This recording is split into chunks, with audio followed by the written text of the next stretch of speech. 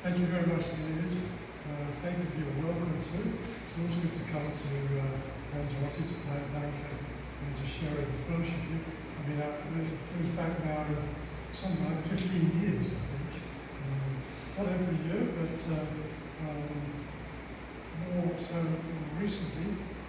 And good to come and support you and to pray for you and share the ministry here. We pray that the days ahead may be prosperous in the church and that we grow and be a witness and testimony to the people in this area. I'm going to read to you, if you have the Bible, to some verses from John chapter 10. John chapter 10 and verses 1 to 21. John chapter 10.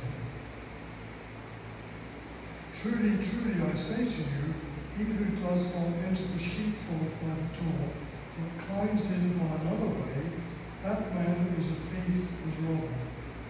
But he who enters by the door is the shepherd of the sheep. To him the gatekeeper opens. The sheep hear his voice, and he calls his own sheep by name, and leads them out. When he has brought out all his own, he goes before them, and the sheep follow him, for they know his voice. A stranger they will not follow, but they will flee from him, for they do not know the voice of strangers. This figure of speech Jesus used with them, but they did not understand what he was saying to them. So Jesus again said to them, Truly, truly, I say to you, I am the door of the sheep. All who came before me are thieves and robbers. The sheep did not listen to them. I am the door. If anyone enters by me, he will be saved, and will go in and out and find pasture. The thief comes only to steal and kill and destroy. I came that they may have life and have it abundantly. I am the good shepherd. The good shepherd lays down his life for the sheep. He who is a hired hand and not a shepherd, who does not own the sheep, sees the wolf coming and leaves the sheep and flees, and the wolf snatches them and scatters them. He flees because he is a hired hand and cares nothing for the sheep. I am the good shepherd. I know my own, and my own know me. Just as the Father knows me, and I know the Father, and I lay down my life for the sheep. And I have other sheep that are not of this fold. I must bring them also, and they will listen to my voice. So there will be one flock, one shepherd. For this reason the Father loves me, because I lay down my life, that I may take it up again.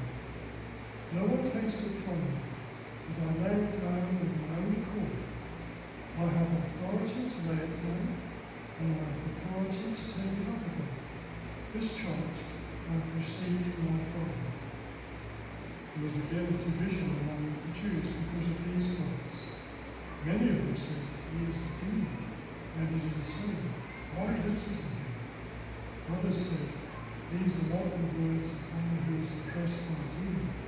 Can the demon open the eyes of the blind?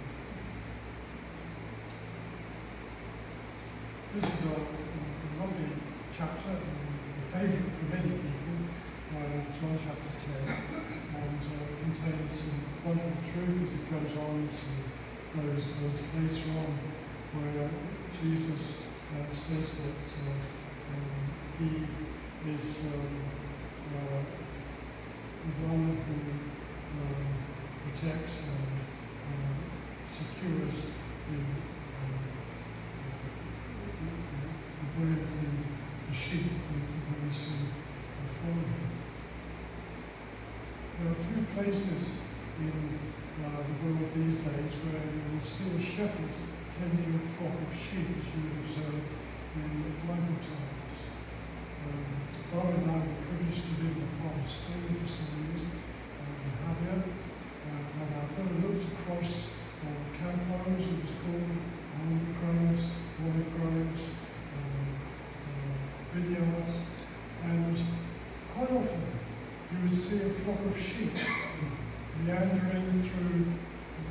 camper, maybe 200 sheep. And there would be the faithful shepherd leading the sheep with his dog behind beside him. Well, a far cry from the land cruisers moving effortlessly across the Scottish Highlands with scattered sheep over vast acres of land. A shepherd leading the sheep.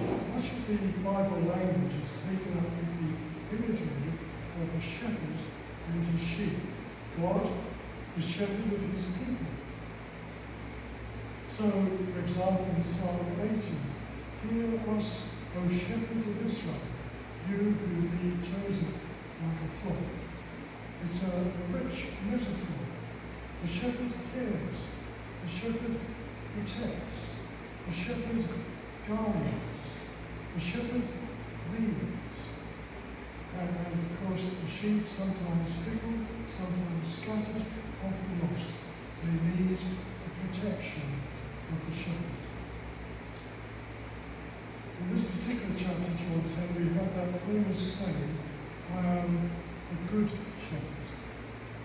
And it's one of the I am sayings of Jesus, which are all contained for us in John's Gospel. Remember, I am the bread of life. I am the light of the world. He who follows me shall never walk in darkness, but shall have the light of life. I am the gate, or I am the door. He who walks through the door will have everlasting life.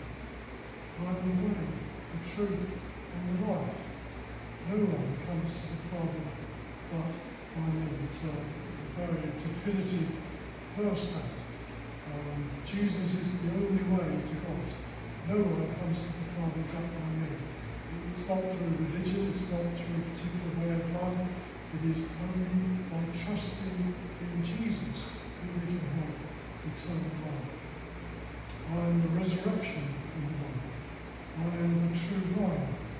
All emphasizing the deity of Christ. I am. He uses that word I am. That's what got under the skin of the Pharisees. He uses that word I am, which was given to Moses long before, when Moses was commissioned to lead the children of Israel out of Egypt. Moses says to God, what am I to say to the people? Who has sent me? And God says to him, say, I am has sent you. That word translated into Hebrew Yahweh. It's the God who is always there. The God who never changes. I am. And so we have this lovely verse, I am the good shepherd. Where Jesus says this, we have it in verse 11. I am the good shepherd. The good shepherd lays down his life for the sheep. And then we get in verse 14. I am the good shepherd. I know my own and my own know me. I just want us to pick up on two things here this morning and develop the second one perhaps a little bit further. Notice the contrast that Jesus uses here. I am the good shepherd, which infers there must have been less than good shepherds. In fact, bad shepherds. And he's comparing himself with some of the leaders who'd gone before in the Old Testament. In Isaiah 56, the prophet reminds the people that there were shepherds who were like dogs. In verse 11 it says, but the shepherds, they have no understanding. They all turn to their own way. Each to his own gain, one and all. And just earlier in that chapter, he's watchful and blind. They're all without knowledge. They're all silent dogs, they cannot bark. They were bad shepherds. They led the people astray. And later on, in Jeremiah chapter 23, the first verses, woe to the shepherds who destroy and scatter the sheep of my pasture to close the way. Therefore, thus says the Lord, the God of Israel, concerning the shepherds who care for my flock, have scattered my flock, and have driven them away, and you have not attended to me. Behold, I will attend to you for your evil deeds, declares the Lord. It goes on to say that there will be judgment upon those leaders who have led the people away from God in such a terrible way. So, the contrast Jesus makes, that he is the good shepherd, and not like those shepherds who cause you harm, who cause you to roam, who depart from the right way. You see, there is everything good about the shepherd. Jesus is shot through with goodness. Hebrews 4 verse 15 says, he was tempted in all points like we are, yet without sin. The perfect Son of God, the perfect shepherd, running with the good shepherd. And I suppose we always wanted to be in the company of this shepherd, this man who was good.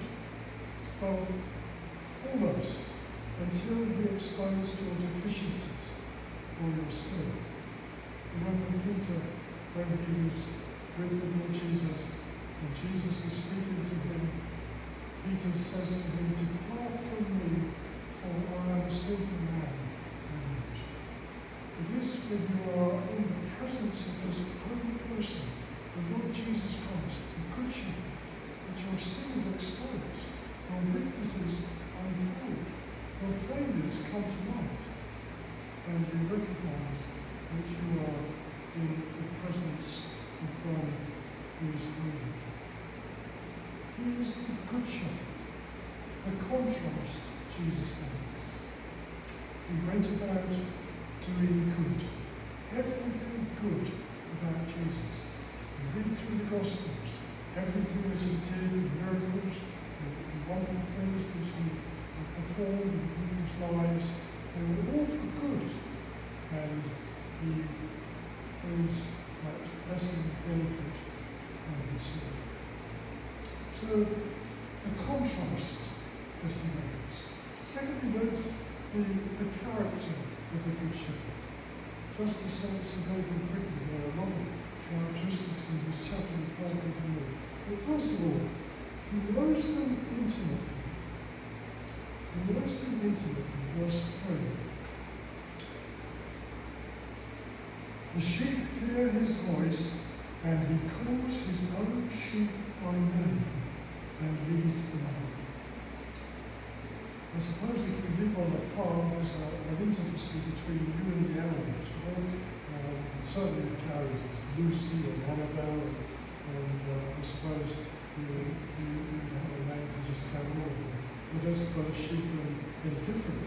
But certainly, the shepherd would have known if there was one missing, because he knows his sheep, and he is uniquely interested in each one and concerned for them individually. I know my sheep. Verse 27, I know them. The Greek word that's used here is not just, oh, I know about them. Another distant kind of knowledge, a casual knowledge, as if we were saying, well, I know so-and-so. I know them. It's a word that means that he takes them and acts in their best interests in everything they do. Relationship is involved. I want the very best for them. Knowledge for us generally is about facts. God's knowledge about us is complete. It's one that takes into account his love and care for us, always acting for us in our best interests. So we have those great Bible statements, for example, in Jeremiah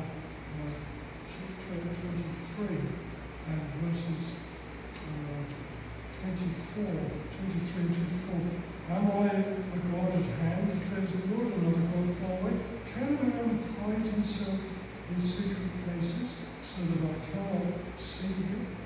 He knows us completely.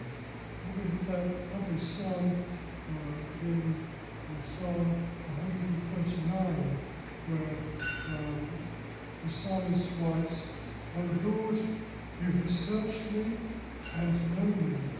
You know me when I sit down and when I rise up. You discern my thoughts from afar. You search my path when I lie down, and are acquainted with all my ways. Even before a word is on my tongue, behold, O Lord, you know it altogether.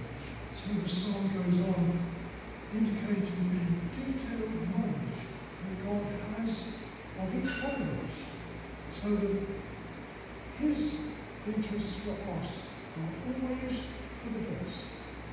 Remember those words in Romans 8:28, and all things work together for good to those who love God, to those who are called according to his purpose. In that Psalm 139 verse 5, you get the sense that God is behind us and he is ahead of us.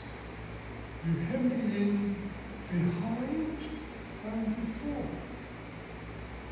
and lay your hand upon me. Such knowledge is too wonderful for me. It is high, I cannot attain. It's difficult for us to understand, isn't it?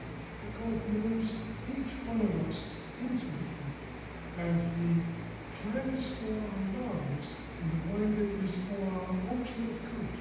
And there may be many pitfalls and many things along the way that cause us distress. And usually that was all to do with our health or how we feel. But ultimately, God's plan for us is good, and we need to trust him and put our hands in his hands. So he knows us, he loves us, cares for us, protects us, because he knows us by name. Always means so much more when you know the name of someone, doesn't it? The name fills out our whole character and provides us with something that should encourage us. So, first of all, he knows them intimately. Second, he leads them in verse 3 and also in verse 4, where Jesus says, the sheep hear his voice, he calls his own sheep by name and leads them out. I mean, that's one of the things that you don't see these days in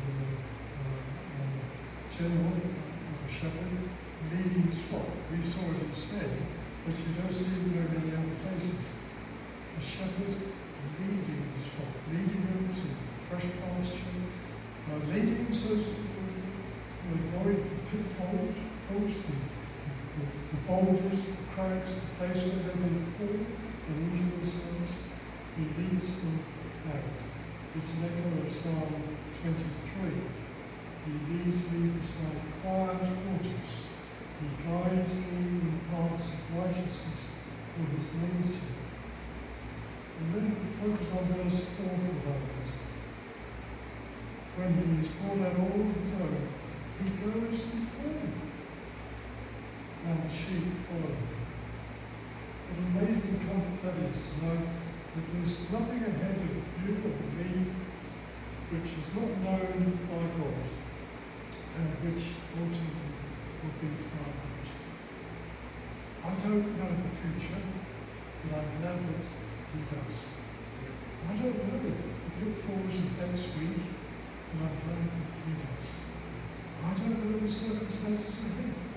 I'm glad he does. He will lead me through. So we have those verses in 1 Peter 2:25, where Jesus is described as the shepherd and overseer of our souls. He's the one who governs and overlooks everything that we do. He's described as the great shepherd in Hebrews 13, verse 20. And in 1 Peter 5, verse 4, he's described as the chief shepherd.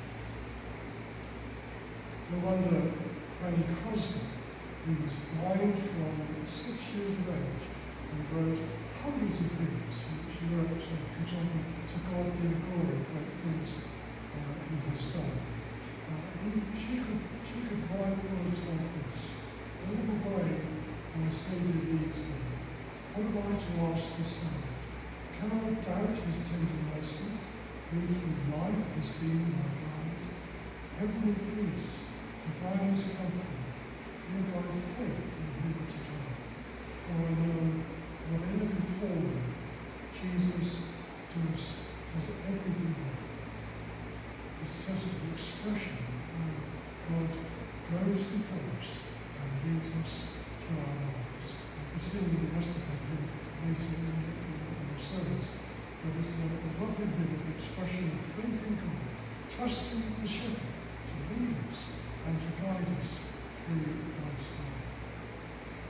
So, the shepherd knows us, the shepherd leads us, and then finally the shepherd cares for the sheep in verses 11 to 13. "I am the good shepherd lays down his life for the sheep. But he who is a hired hand and not a shepherd, who does not own the sheep, sees the wolf coming and leaves the sheep and flees, and the wolf snatches them and scatters them. He flees because he is a hired hand and cares nothing for the sheep. I am the good shepherd. I know my own, and my own know me." It's a contrast between a hired hand, someone who's drafted in to look at the sheep, to look after the sheep, who really doesn't know the sheep, he's just hired to do a job and has little interest in the sheep. He cares nothing for the sheep, says verse 12 and verse 13. The care that Jesus gives is special. He knows them. It's sacrificial because he loves them, even to death, says verse 11. The good shepherd lays down his life for the sheep, and we see the immensity of God's care and love in the death of Jesus on the cross for us. He was made sin for us, he who knew no sin, that we might become the righteousness of God. It's 2 Corinthians chapter 5.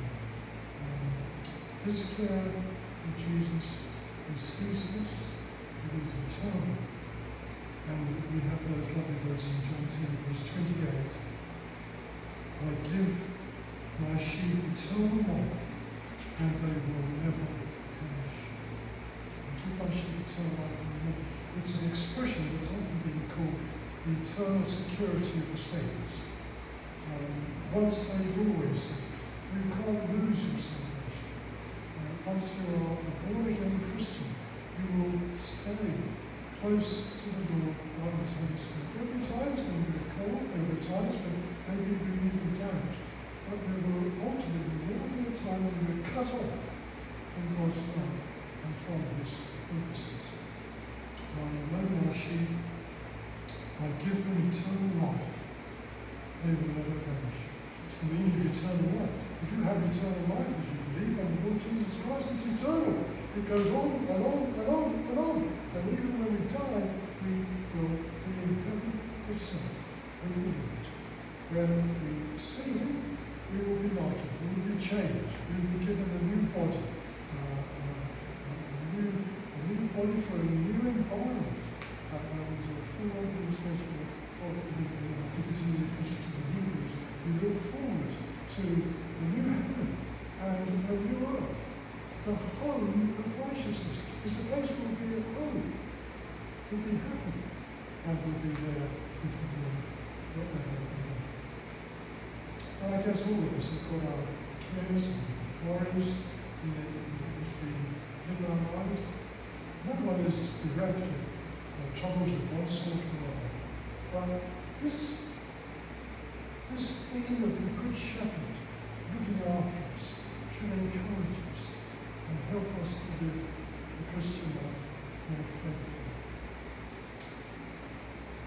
Yes, we worry about our future, the family, our friends, maybe loved ones.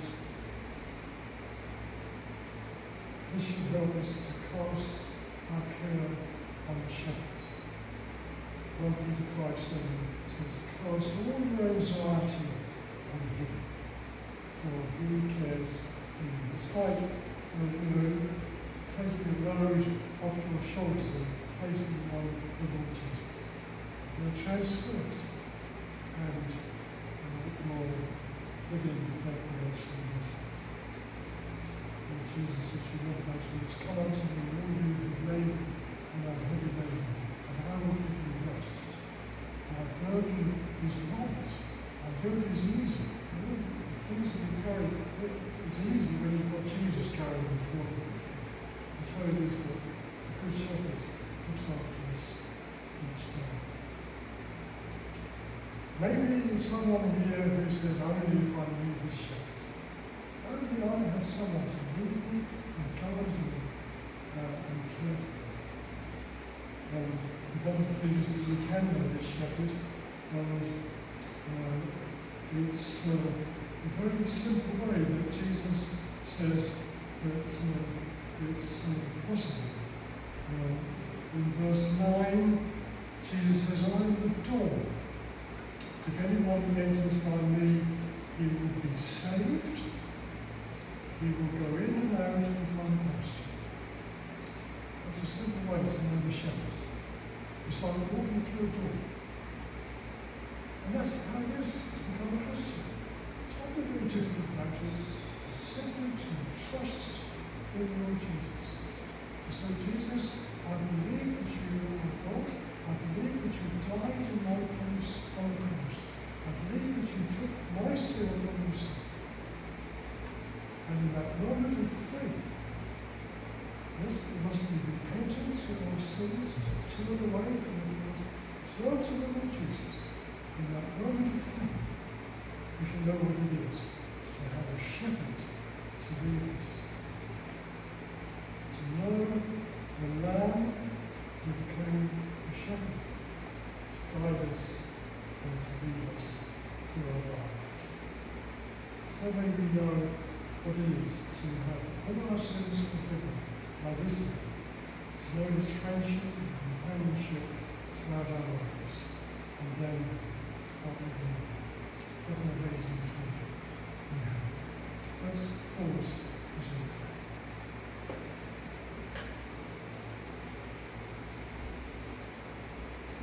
Heavenly Father, we want to thank you that you are like a shepherd to us, guiding and caring for us in our lives. But also that you sent the Good Shepherd, Jesus our Saviour, not only to care for us, but also to die for us. We thank you for the Lamb of God who takes away the sins of the world. Reinforce this truth to each of our hearts as we bring our praise. In Jesus' name. Amen. Amen.